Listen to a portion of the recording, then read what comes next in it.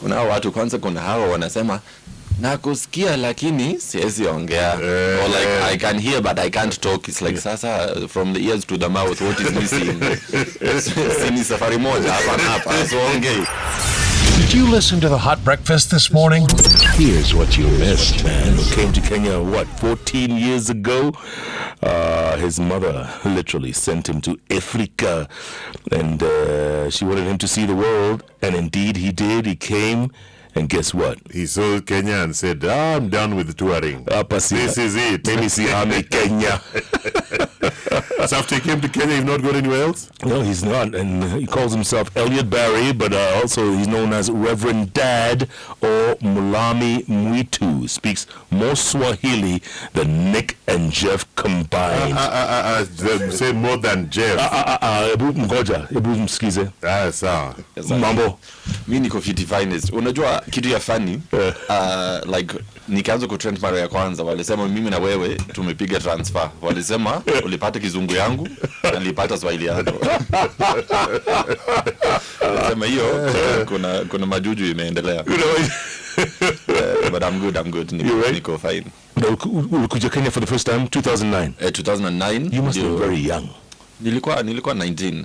Sasa niko 33. Naanza kuzeeka pole pole. Kama unaanza kuzeeka basi Jeff amefika hapo. Mimi ni stone age. Say less.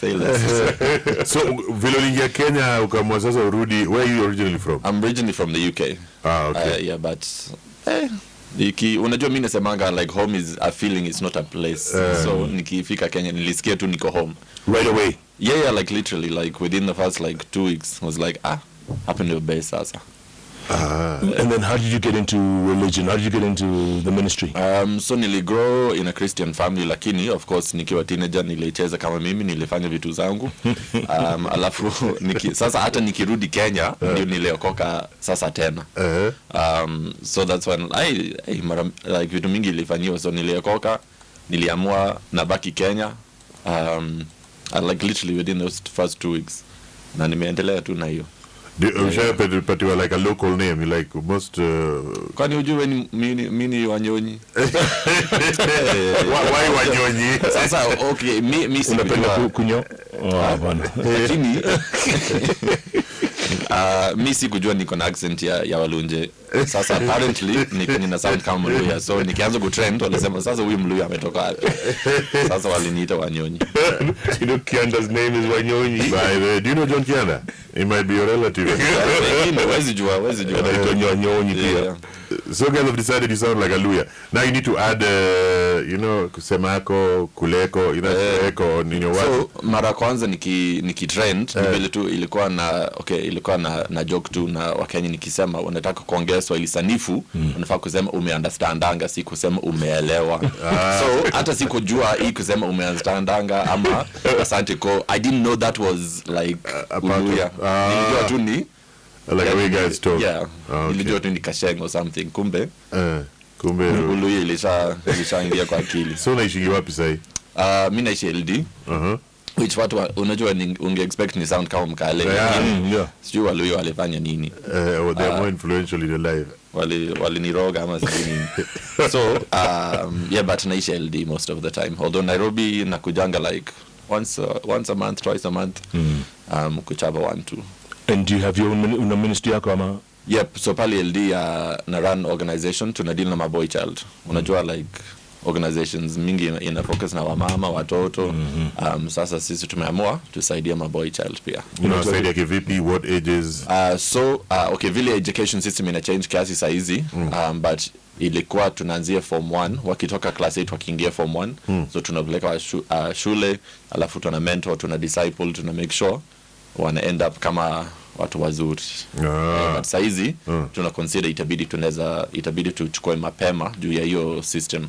Okay. So tutachukua at the beginning of junior high sasa. Na ni vijana vulnerable ama orphan ama? So ni community based, so kila mtu anaishi like kwake, but tuna focus on families mwenye like sana ni single mothers. Ama it's maybe unstable for whatever reason, like no judgment, saa zingine life inakuchapa. Pengine pesa haitoshi nini, so tuna focus on those families that kama hawana saidizi story inaweza piga left. So tunasimama na hawa juu, unajua kila mtu ana deserve chance. Yeah. So una profile my family ama ni they come wanaku approach ama inaendangaje? So tuna deal na, so wanakuanga referred. So Okay. either wana refer you wana gava, so children's services ama shule ama makanisa. Unajua like kwenda tu unaanza kuspot watu haiwezekani. In a deal, you know, ni team effort. So tunasema like a village in a raise the child. So tuna deal na village mzima. Tukue sure tuna deal pia na watu wenye wanahitaji sana. Na hii community based organization inaitwaje? The Noah Initiative. Noah. Noah, N-O-W-A ama N-O-A, ile kama Noah and the Ark.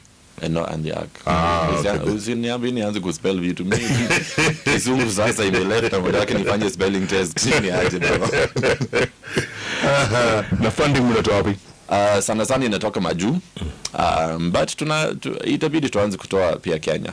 Unajua like okay, Kenya sisi pia tumesota, but watu wengine wako na pesa like Kama Jeff hivi anaweza. Naona lazima nitoka hapa na mabundas. So itabidi pia tuanze ku fundraise in Kenya pia. I think itaweza sana. You know, ni important pia kujenga your own. Si lazima itoke nje. Yeah. Well, maybe they see you and they say, you know, ninyi mna pesa, you must have sio. Ujui kuna wazungu wamezota. Okay. Are you one of them? Sasa unaniona aje? Sasa nakuja wote 96 na tracksuit. Nimesota. What do your parents think 14 years later of what you've done, what you've become? So says danganya mimi ni mama's boy. Kila mtu anajua. So I think for mom, unajua ni yeye alisema nikuje. So anasikia ka uchungu. Yani nisema aende alafu hajawahi rudi. But at a holiday. Naendanga ku visit of course. So she's okay. She says ana prefer nikoe hapa kama na, you know, I'm living my purpose, then kukua huko karibu na yeye na niko miserable. Father yako sawa. Wanakuja ku visit sana like twice a year, lazima watembe. But dad anasema accent ime left. Ndio shida yake. Like yani na kwanga huko naongea kizungu yangu yote na mapua yote. Alafu is like, can you talk English? Like yani karibu ni ulimi na bado hajasikia kizungu smart. Sawa. But what was making you miserable in the UK? Ama life ya huko haifurahishi. What's wrong with the UK? Okay, siku kwa miserable nikitoka, but I think niyo part too, like, you know, kila mtu akona purpose yake. So kama unafanya something that sio wewe, so I think wanalewa tu mimi nafaa kuwa hapa. But kusema ukweli, like ku visit UK na visit for like usually naendanga for like 1 month. After the first 2 weeks unaanza kubueka kiasi, alafu after 3 weeks it's like I'm ready to go back. Life ya huko na hapa, it's like huko pia kuna a lot of social capital, unaweza interact na watu. Yeah. I think but I think sielewi wazungu. Ndio shida. Uelewi wazungu kwa nini? It's coming from you. Like I think unajua like sasa nikikuja Kenya nikiwa 19. Now I'm 33. My entire adult life nimekuwa Kenya. So hata ukienda huko like like kikazi ni sawa, but socially inakwanga milima moja shua. Like comedy house ielewi. Like unajua unakaa kwa meza kila mtu anacheka, yani it's the funniest thing. Like hawajawahi sikia kitu funny kama hiyo, na wewe unakaa tu unazuba like maybe labda ni knock joke. Na wanacheka, yani unafikiria tu hiyo ni genius na ni joke ya ufala. And like they're looking at you like, kwani mbona ucheki? It's like uelewe, it's like nakuelewa, lakini ni basic sana. It doesn't slap. Lakini ukikuwa Kenya sasa, unajua sisi comedy, sisi tunacheka kila kitu. Like we laugh at everything. Hata kama ni kitu serious. You know, like kitu serious inatokea Kenya asubuhi, jioni memes zimeshatokea, content inashafanya maraundi. So I think humor Kenya ndio, I think, survival mechanism yetu. Where do you perform? Do you perform comedy? So sana ni online. Okay. Na TikTok. Yeah, like TikTok, Instagram. But pia nafanya like na MC sana. but kufanya stand up watu wengi wameitisha, but stand up ni mlima. Ukipata crowd ngumu unafanya utarudi UK nikilia. So sana ni online, but of course mimi nasema kama mimi ni MC wako pia ni kama stand up. So that's like kind of stand up, but full stand up show tutafika tu. And your skits, how long are they normally? Pale online like 10 seconds. Okay. Like literally two, like like you just in out done. Yeah, like life may change. You know, back in the day, a joke had a beginning, a setup, and an end, a middle, and then a punchline. We together compressed it to like 10 seconds. Hata sio punchline, ni punch pekee. Na inaisha. And what do you talk about? What are your sana ni observations? So you either life is not so serious. So sana I'm either making fun of myself, things I've seen, my friends. Na enjoy wazungu sana. Kwanza wenye wako hapa. So I think sana ni observational too. Like literally unaona kitu ama unasikia kitu unacheza na tupatie example moja umefanya the observation ya wazungu wenzako. Of course viatu chafu. Hiyo nayo ni hiyo ni culture. But ni nini imetoka wapi hata mimi sielewi. Hata like mimi kwanza ni was kwangu because najua wazungu wanakuanga na viatu chafu. Sasa viatu yangu ikichafuka, yani it's like niko nervous about it. I'm like msafisha wasiseme niko mzungu kama mwenzangu. Na vile kuna vumbi Eldoret. But Kenya Africans are generally very clean, si ndio? Yeah. Tunapenda usafi sana. Huko ushago kwenu unajua usafi. Lakini viatu lazima ikuwe ni nyingine ya wazungu. Hiyo kitu ya kuongea na mapua sana. Hii nyingine zile vitu zao kula, when you eat with Odiero, it's a very different experience. Umenikumbusha ilikuwa kwa hoteli classic juzi hapa Nairobi, sitataja jina watinisu, but like so ilikuwa like niko meeting, tumeitisha chakula. Sasa sahani ni kubwa. Sahani ni kubwa, yes. Si ndogo. Lakini ilikuwa kwanza niliorder like pasta something. Yes. Ilikuwa mess ya kwanza, but inakuja alafu ilikuwa mzungu, mimi alafu Mwafrika. Sasa kila mtu amesaviwa. Mimi na huyu Mwafrika wanaangalia sahani yangu like ilikaa tulifikiria wameleta tu tomato sauce. Kumbe ukifanya tu hivi na tomato sauce kuna kapasta like ilikuwa like piece tatu hata zio whisper like chakula inakuja ama chakula. Ndio kwa maana unaitwa wanyonyi. And the food wanyonyi. Chakula kukula si dhambi. Kula ujaze. So vitu kama hizo tu. Alafu mimi nasemanga wazungu hawafai kuwa wengi pamoja. So like tukiongea wawili iko sawa, lakini unajua ukiona wazungu wawili pamoja kidogo utaona mwingine amekuja alafu mwingine unafaa moderate. Sasa kwa nini wanapenda ku stick together? So it's like huyu amekuja itabidi huyu aende pale. Sijui kidinki hata itabidi angalie history pale immigration to go na system. Kuna limit. Ukienda mahali kama Karen Gigiri Musaiga unawanga niko London ama niko Kenya. Na ushapatana na I mean the last what you've been here 14 years 14. Wasichana LD wanasemaje? Wanasema chamage. Najua unaenda wapi. Hapo ninakuelekeza. Utapatana na kiret. But of course like pressure ziko, like kwanza nowadays in socials like like kitambo like lazima kuwe na courage ndio approach mtu live. Sasa nowadays my DMs nini kila mtu ako anonymous, kila mtu ana shoot shot. So siwezi sema kuna pressure pale, but to be honest kuna hiyo button inasema delete all. Sasa kama sijawahi kukudm back pole, kuna hiyo button uko chini delete all. Wacha. Nani anataka hiyo pressure sahi? Kwani kuna pressure gani ya madam? Umepitia azin so madam ni pressure, hata nyinyi mnajua, usifanye kama nyinyi hauna pressure ya madam, tunakujua. So I think nowadays watu wa focus kwa kazi na hiyo economy Economy uzani mbaya. Nani yako na hii? Hata nimesikia ukitaja ati umesema pesa ngapi ya cab? Kwa hiyo ukisema like 10,000 ya cab, sijui 7,000. Kumbe nakaa na wadosi. Ndio hiyo. Ndio umefika. Hizi tunasaba matembo, kumbe kuna watu hapa wanasaba ma 10,000. Watu wako sawa hapa. Ni kweli. So umesema story ya madema hutaki at all. Una wife ama una dem ama una both? Una both. Wife na girlfriend. Tabia wa Kenya utaacha. Mimi nasemanga najua journalist hawapendi hiyo jibu. Unataka kunidanganya lakini sawa tu. But mimi nasemanga private life ni private. But I can say sitafute, I'm not looking for anyone. But tunaachia hapo. Kuna watu wengine wacha wabaki kwa giza, kwa DM. Okay. Kuna watu wanasikiza kutoka 90.4 in Eldoret, Eldorado, LD.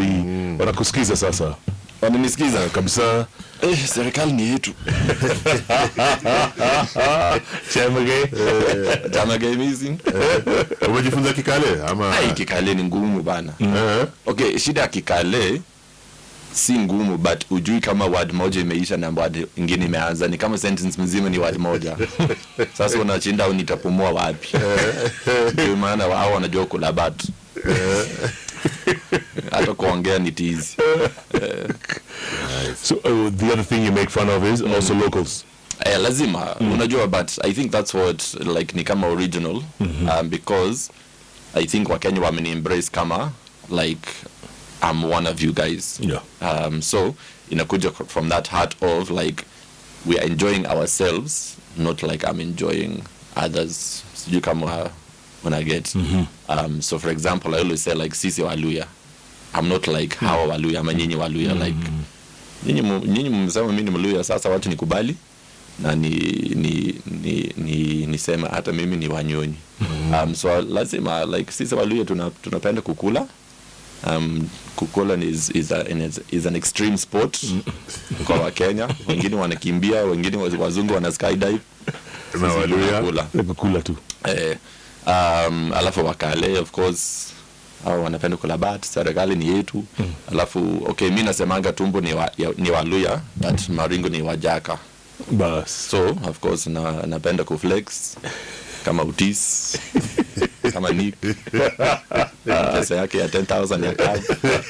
Itabidi adibukia Uber nikitoka hapo. Gala from here to Eldoret. Ngoje paka ile siku narudi. Weke tu kwa bill moja bwana, sio easy. Pesa kubali, umesikia Wajaka.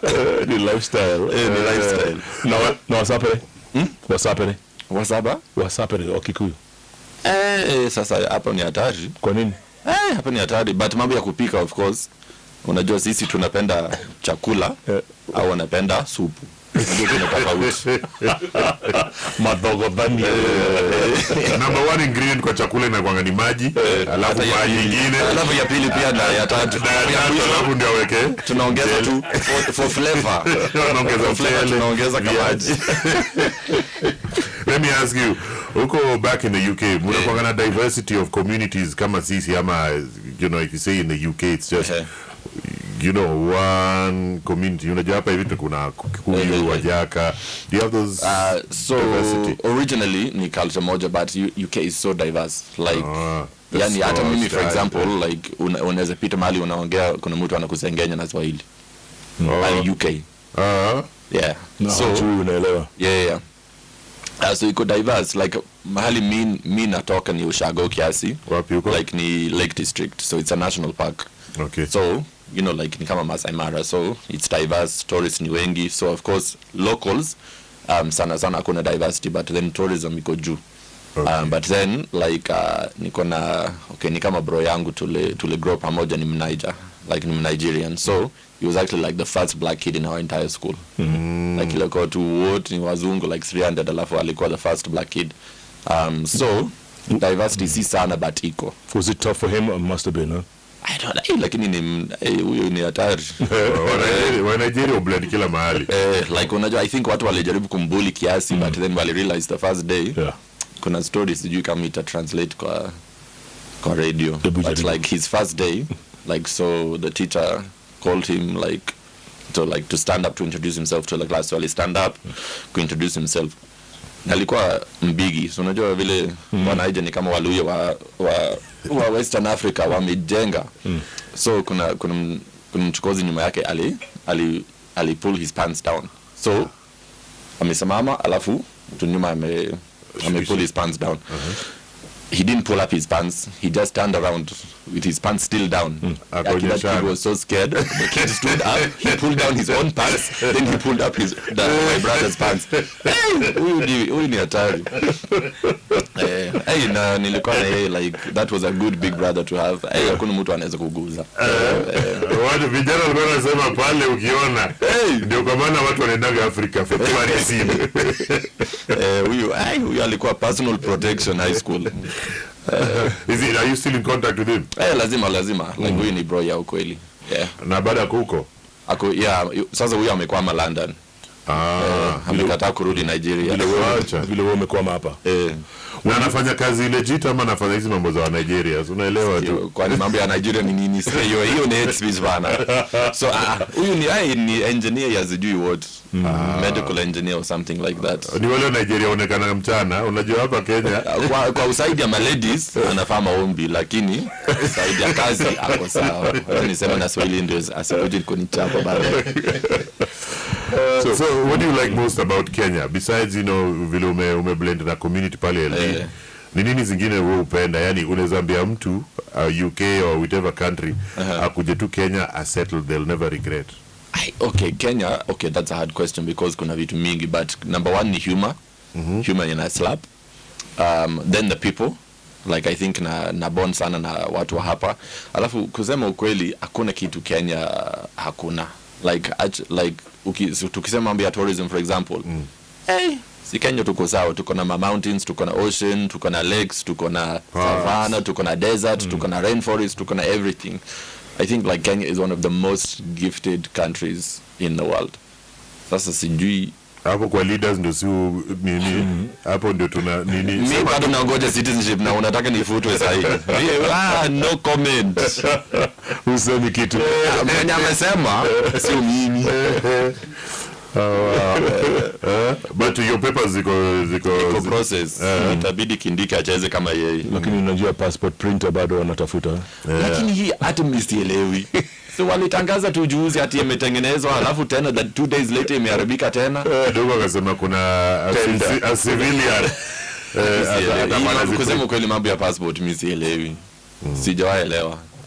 Usijali, hiyo ndio mambo ya Kenya ilivyo. Tuandikia sisi wenyewe. David passport. When you first came, was it difficult acclimatizing? Was it tough? Did people accept you initially? I think like that's what I wish ninasema like yani niko na testimony ya kustruggle ya kunini na wa Kenya kwa homesick kufikiria kurudi nini yani ingekuwa story like mzuri, but kusema ukweli mimi nikiland tu na nilipiga tu transfer like hata homesickness sidhani kama nimewaisikia. Kwani what were you escaping from in the UK? I mean hiyo ndio kitu like maisha huko ni soft. Like yani si katai like maisha huko like maisha ya majuu ni soft, alafu maisha yangu ya majuu ni softer. Like nilienda group of schools. Father yako na biz like ni biz kubwa.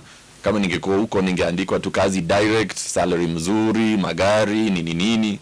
Like ukienda kuvisit like hata kulipa kitu ni ngumu juu ukienda kwa hii restaurant ni kwa father, ukienda kwa hoteli ni ya father, ni soft like. Alafu nimeamua tu ukuje hapa ningangane kulange pale nini tunaitanga outside catering. Outside catering, but there's a new name. So kusema ukweli like hakuna kitu ilikuwa na escape. I think kwa hiyo dunia na kwa hiyo maisha kila mtu ako na ako na place yake. Na just because ulizaliwa hapo kwa hao wazazi haimaanishi hapo ndio place yako. It's the same thing like like that's why like hawa watu wenye tunadeal na hawa umezaliwa kwa slum, uko kwa single mother, hauna pesa, hata rent ni shida, chakula ni shida, but that doesn't mean you have to stay there. You have to stay like that. Kila mtu ako na destiny yake na maisha yake. So are you feeling rewarded when ukifanya hii job yako ya vijana kwa empower? Yeah, I think like unajua ni ngumu because watu wanapima success like ukipima pesa, like yani kama make that amount of money you're successful, that was a good day at work. For me, I look at it the other way around, like my turnover is in people. So the amount of people you can impact, that is now my currency. You know, so the more people you impact, that's a good day at the office.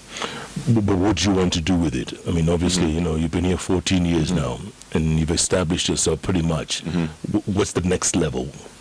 The next level, on a work level, like the organization lazima grow. It's been a tough few years, mambo ya corona, funding nini, but lazima grow. Saizi bado ni ndogo, siwezi sema ni kubwa. So it needs to grow, it needs to expand. Unajua kama ingekuwa base unge franchise, but kicharity sasa unajua si lazima sisi tukue due to implement your program. Tunaweza enda kutrain watu hata hao wa implement your program. Alafu side ya kiusani ni kuendelea tu hivyo kugrow, especially mambo ya ku MC nini napenda vile ina grow, kuinteract na wasee. So I think that's where I'm seeing it grow. But I don't put a limit. Why did you pick LD? I think LD just picked me. Okay. Like that's the first place that I went. So umeenda Kisumu Dala. Wasichana jaliwa wamekuconfuse. Kushinda wakale. Ungekosha rudi yote anasema amemconfuse, akona testimony. Kesho utamuita interview atoe hiyo story. Akona story mrefu hapo. But kusema ukweli, so nikitoka UK, Madhe alikuwa na best yake pale LD mwenye alikuwa na NGO yake. So that's where I went. So I was going to visit them. Then that's why nili enjoy too. Ikuishi Nairobi na hiyo budget. Unajua budget ya LD ya mwezi mzima ni kama budget ya Nairobi wiki moja. But pesa ikikubali, hata Nairobi si mbali kuishi. What would you tell? Unajua kuna vijana wengi wana lose their culture. Wengine wanasema juu Kiswahili, they can't express themselves in their natural languages. What would you tell them about the beauty of knowing even Swahili? Do you know leo umeongea like 88% Swahili? I think kuna watu kwanza, kuna hawa wanasema nakusikia lakini siwezi ongea, or like I can hear but I can't talk. It's like sasa from the ears to the mouth, what is missing? Sini safari moja hapa so ongea. But I think, you know, Swahili is an awesome language, and it's a growing language. Like if you look at the countries here that wanachukua Swahili, I think for Africa it's one of the most powerful languages. So I would say, you know, diversity is beautiful. Like just because you want to know English or you want to know German or French, si lazima you forget the other one. Swahili is a beautiful language. Ata mother tongue. Learn your mother tongue. Knowing languages. Ata pali kwa CV, that's what I always tell the kids that we work with. Languages on a CV, even if it's English, Swahili, Kikuyu or Kijaka or Kiluya, that is such a big thing for your CV. So language is powerful. Kuna language yote ya Kenya ushalan besides Swahili? Kidogo. Ile unajua the most ni gani? Wena besha shigana? Do you know what that means? How much is it? How much is it? Uko na how much? Okay. But masalamu tu na easy, you know, like the basics. Yeah. Okay. Like on a few of the languages I just know basics, but nothing much. Okay. Yeah. How often do you post? If I'm doing what I'm supposed to, I would usually post like 4 times a week. Yeah. And you're following now? Yeah, in a grow. Insta, I don't know. Sipendi kuangalia manamba sana, but I think Insta is around 130, TikTok 200. Facebook hata sijui niliingia lini. But around like Facebook ni wazee by the way. Kama sisi. Kama ni umekubali umezeeka. So yeah, like Facebook pia iko.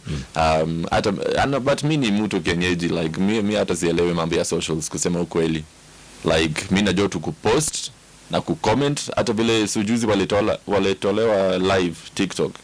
Like they said you can no longer post live on TikTok. Oh, is that right? Yeah.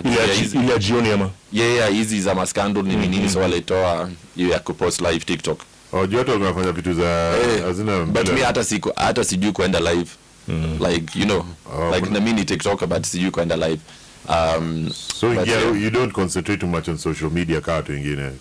Shida, you know, ukifocus sana nayo, like, you know, it's a gift but it's also a curse. Social media, you know, if you focus on it too much, inaweza kuharibu sana. It's like a false reality. Exactly. Where you've got so many people who love you. Lakini, so if you think about it too much, it can either utafura kichwa ama utakuwa depressed. Like, I think my insights, like the most people that interacted with my content in 1 month was 9 million Kenyans.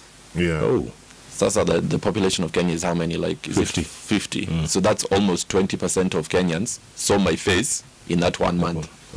If you think about that, either utaringa, utafura wezi niguza kidogo anza kusema kura kwa Mlami Mwitu, ama the other way unaanza kukuwa nervous, like, because you know, like, that means 1 in every 5 person that you see has seen you.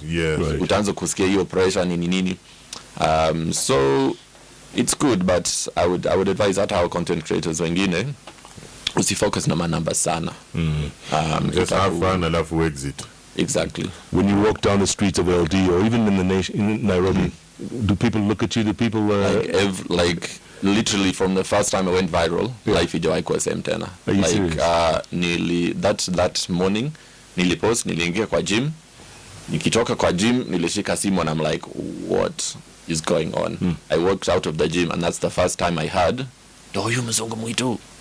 Alafu since then, every day, every single where you go, watu wanakujua. I think I always say I'm not that famous, I'm just very recognizable.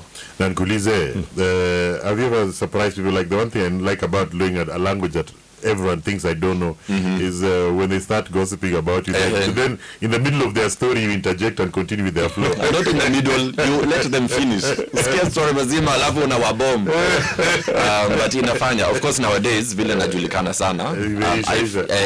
I've like, but maybe like just once. But the funniest, I was doing a festival in Malawi called Love Malawi Festival.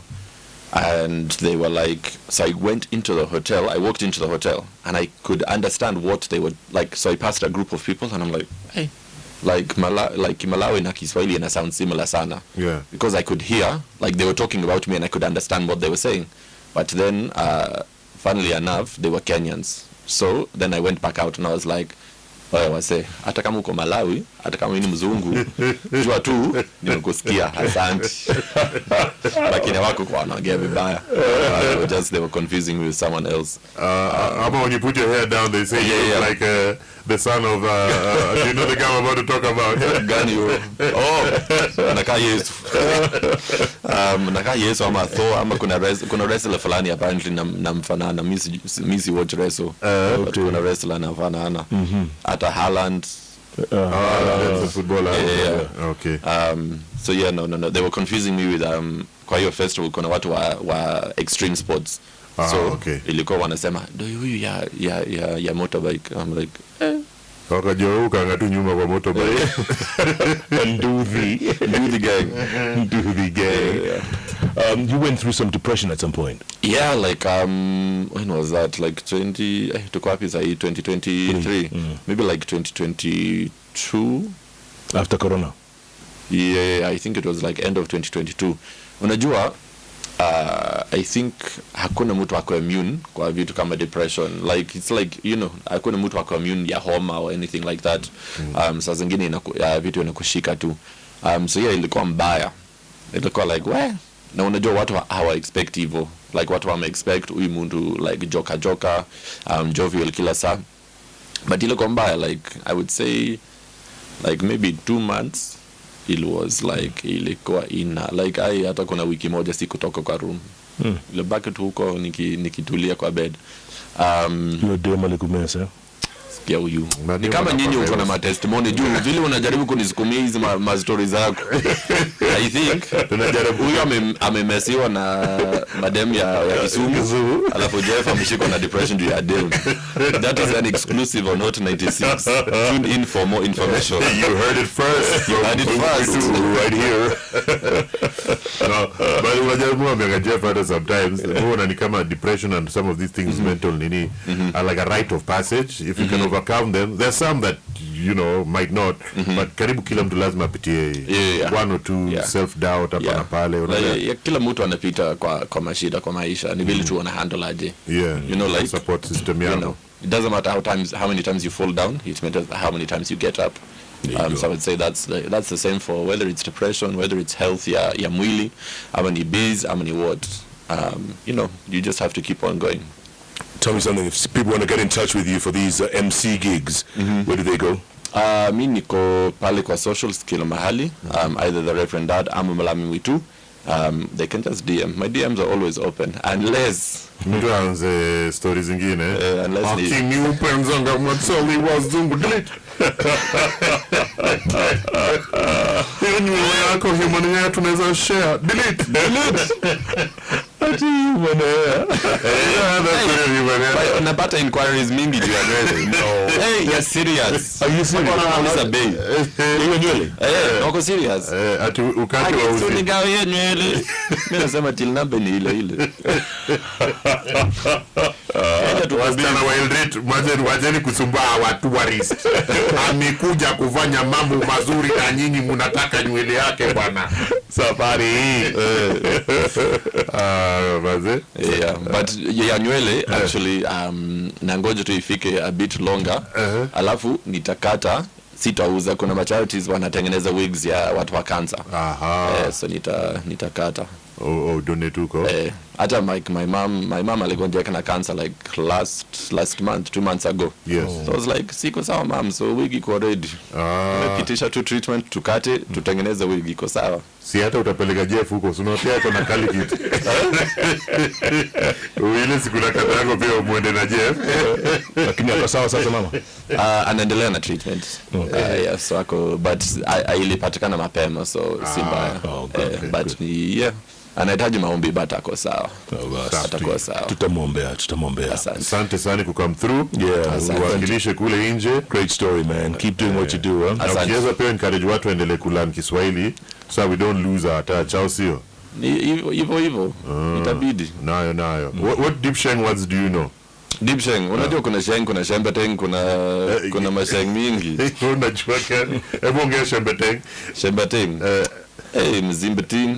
Unajua nyinyi mnajua shembeteng? Kidogo. Shembeteng. Mzimbeting ni? Sijui. Mse. Mzimbeting ni mzungu. Kabebe kazoze. Hiyo unajua kama hujui. I saw that on the socials the other day. Kabebe kazoze. Kwanza anafaa kuimba hiyo song. Kabebe is an artist. It's a sheng word also. Nini itabidi urudi kwa streets. Umekaa kwa studio sana. Kabebe kazoze ni kuchu mira. So it's a song by sijui inaitwa aje, Ngesh or something. Ngesh. Inaitwa Kabebe kazoze. Kuna nini? Kabebe kasose. Kabebe. Kabebe. Ati kabebe, unabeba nini Jeff? Kabebe kasose. Kabebe, okay. Usikie vile anasema kabebe. Sio Jeff sasa ndio wewe wa huku. Anasema watu walisema nilipata Swahili yake, alafu alichukua kizungu yangu. Vile anasema kabebe. Kasose. Na what else? Sasa ni ngumi bwegze. Anajua niko sawa. Umeomoka sasa, umeomoka na Swahili. So unajua kwa mogde. Kuomoka anajua. Unajua kuomoka. Kuomoka. Sasa kwa mogde ni same equivalent. Okay. So ni kama like mbogde. Unaongeza tu. Unajua sheng inabadilika kila siku. And then there's different variations for different societies and communities. Okay. I don't know if we have Kabebe kazoze. I just look for it. We don't. Katiba umetuangusha bana. I think wewe umeandika KABA. Jeff ameandika vibaya. Huwezi kosa. Hebu search hapo. Kabebe. Kabebe kazoze. Yani we don't have it. Imagine. Kweli umeamoka sana. Hata ujui Kabebe kazoze. It's okay.